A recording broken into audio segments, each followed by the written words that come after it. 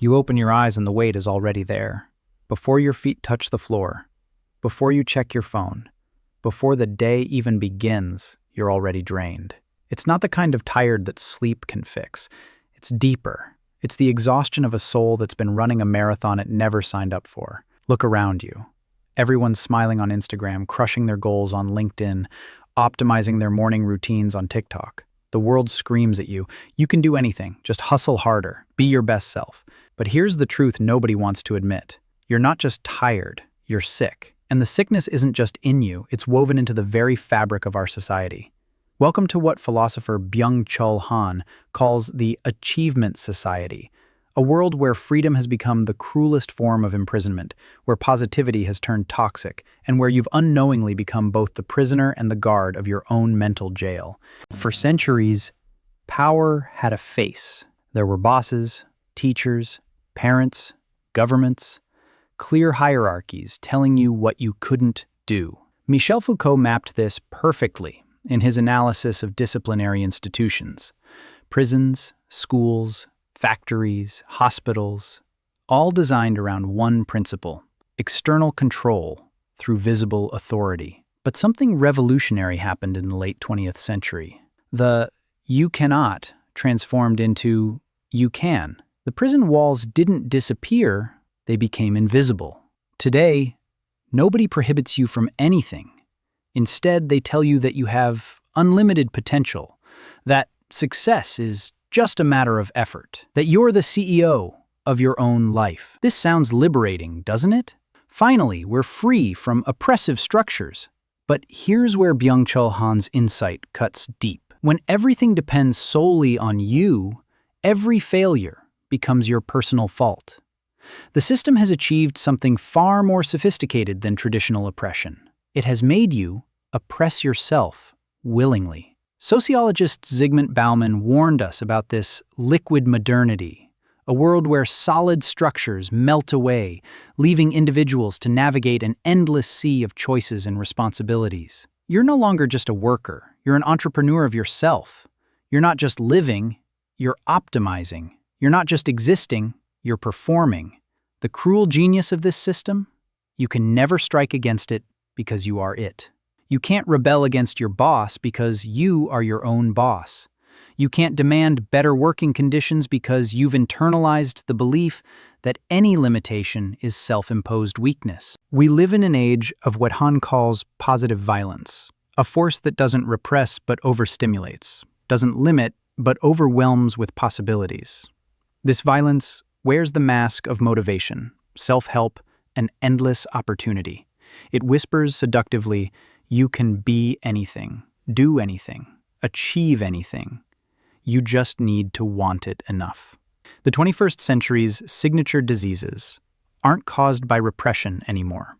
Depression, anxiety, ADHD, burnout, these aren't individual pathologies. They're social symptoms of minds and bodies that can no longer bear the weight of infinite possibility and constant self-optimization. Psychologist Tim Kasser's research on materialism and well-being reveals a disturbing paradox. The more we focus on external achievements, wealth, fame, image, the more anxious and depressed we become. Yet, our culture continues to push these very goals as the path to happiness. Consider your daily routine. When did rest become recharging? When did reading become personal development? When did meditation become productivity enhancement? Even your leisure time has been colonized by the achievement imperative. You don't just go for a walk, you track your steps. You don't just sleep, you optimize your sleep cycles. You don't just eat, you biohack your nutrition. This is what Han means by achievement society, a world where even your most intimate moments become performance metrics. Your body becomes a machine to be optimized. Your mind becomes a tool for goal management. Your relationships become networking opportunities. Your spirituality becomes life coaching. The most insidious part? You think this is freedom. You believe you're choosing this lifestyle. But look closer. When was the last time you chose to do nothing productive? When did you last allow yourself to be completely useless, inefficient, unmotivated? The very thought probably makes you uncomfortable. That discomfort is the invisible prison Han is talking about. You've learned to smile while falling apart inside, to say I'm fine when you're actually screaming, to maintain an image of control, efficiency, and enthusiasm, even when everything in you begs for a pause. And you know why? Because we've created a culture that has no tolerance for human limitations. The statistics are staggering. According to the World Health Organization, depression is now the leading cause of disability worldwide. Anxiety disorders affect 40 million American adults annually. But these aren't just numbers. They're the collective cry of a species that has forgotten how to simply be. Neuroscientist Matthew Lieberman's research on social pain reveals that emotional rejection activates the same brain regions as physical pain. In our achievement society, any moment of non-productivity feels like rejection. Rejection by the culture, by our peers, by our own impossible standards. You wake up already planning your day. Your mind immediately jumps to your to-do list, your goals, your metrics. You check your phone before you're fully conscious, flooding your barely awake brain with demands, notifications, and comparisons. You've trained yourself to be anxious from the moment you open your eyes. Throughout the day, you multitask, not because you want to, but because single tasking feels insufficient. You eat while working, walk while listening to podcasts, exercise while watching educational videos. You've lost the ability to do one thing at a time because doing one thing feels like wasting the opportunity to do two. Your attention has been fragmented into 1,000 pieces. You jump from stimulus to stimulus like a pinball, never settling, never deepening, never truly present. This isn't ADHD, this is the natural response of a human brain trying to survive in an environment of infinite stimulation. Even your relationships have become performance spaces. You curate your social media presence, optimize your dating profile, network strategically. Love becomes a project to manage. Friendship becomes social capital. Family becomes a support system for your individual achievement. The result? You're exhausted even after sleeping, anxious even in silence, disconnected even when surrounded by people. Your soul has been trained to run, but has forgotten how to rest. Here's where Han offers us something radical, something that might sound counterintuitive in our can-do culture. True freedom begins with reclaiming your right to not do, to not achieve, to not optimize, to simply not be able. This isn't about laziness or giving up. This is about recognizing that the constant imperative to act, to improve, to achieve has become a form of tyranny. The freedom to say no to opportunities, to demands, to the endless pressure to be more, this is revolutionary. Philosopher Alain de Botton writes about the anxiety of status, how our constant comparison with others creates a perpetual state of inadequacy. But what if the answer isn't to compete better, but to refuse to compete at all? What if the most radical act in our achievement society is the simple declaration, I am enough as I am? Think about it. When did you last allow yourself to be bored? Real boredom, not the kind you immediately fill with your phone, but the deep, uncomfortable boredom that forces you to confront yourself. Boredom used to be the fertile ground for creativity, for reflection, for genuine presence. Now we've pathologized it, turned it into something to be cured rather than experienced. Han argues that deep boredom is actually a portal, a gateway back to contemplation, to being rather than doing.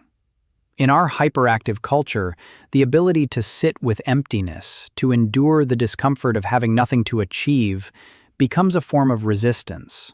This not being able isn't weakness, it's wisdom. It's the recognition that you are not a machine to be optimized, not a brand to be managed, not a project to be improved. You are a human being, and human beings need rest, need silence, need the permission to exist without justification. The courage to stop, to refuse, to say enough. This breaks the logic of infinite productivity. It shatters the myth of endless improvement. It returns to you what was taken. The ability to exist without constantly proving your worth. If you've made it this far, something inside you is stirring. Maybe it's recognition, maybe it's relief. Maybe it's the first breath you've taken in months that isn't measured against a goal or a metric. What you're feeling isn't weakness. It's your authentic self, trying to break through the performance mask you've been wearing. The burnout you're experiencing isn't a personal failure. It's not a sign that you need better time management or more motivation. It's your soul's rebellion against a way of life that treats human beings as human doings. It's your body's wisdom saying, this isn't sustainable. This isn't living. This is survival mode masquerading as success. Psychiatrist and Holocaust survivor Viktor Frankl observed that the primary human drive isn't pleasure or power, it's meaning. But meaning can't be manufactured, optimized, or achieved. It emerges from presence, from connection, from the courage to be vulnerable and real in a world that demands performance. The path forward isn't another productivity system or self-improvement program. It's simpler and more radical than that. It starts with permission. Permission to be tired, to be imperfect, to be human. Permission to exist without constantly justifying your existence. Start small. Allow yourself 5 minutes of doing absolutely nothing. No phone, no music, no productive thoughts. Just breathing, just being. Notice how uncomfortable this feels. That discomfort is decades of conditioning telling you that your worth depends on your output. Practice saying no, not because you don't have time, but because you don't want to. Because you're choosing rest over productivity, presence over performance, being over doing. This feels selfish because we've been trained to believe that our needs don't matter unless they serve a larger goal. Rediscover boredom. Let your mind wander without direction. Stare out the window. Sit in silence. Allow thoughts to come and go without turning them into action items.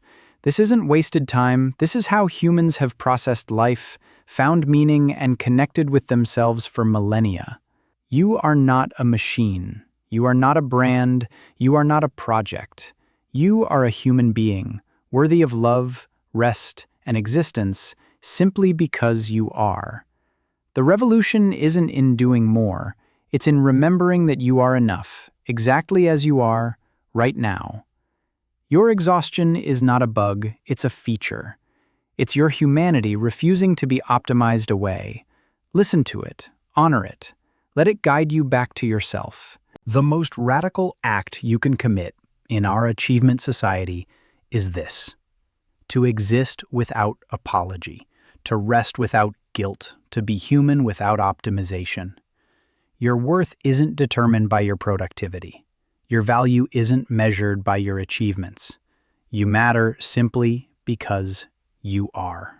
If this resonates with you, if something in these words has touched a place you didn't even know was wounded, I want you to know you're not alone. This exhaustion, this emptiness, this feeling that something is fundamentally wrong, it's not your fault. It's the natural response to an unnatural way of living. The healing begins not with doing more, but with being more. More present, more authentic, more human. The revolution starts with a single word: enough. You are enough. This moment is enough. Your existence is enough.